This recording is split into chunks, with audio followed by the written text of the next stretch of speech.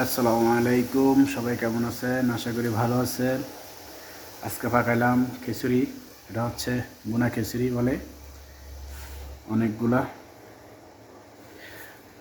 আর এটা হচ্ছে ওদিকের জন্য খাবার। আমি খুলবো।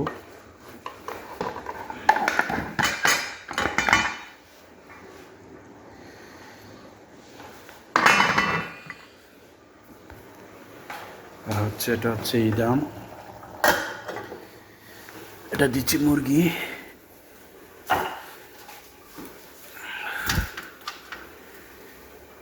মাশাআল্লাহ।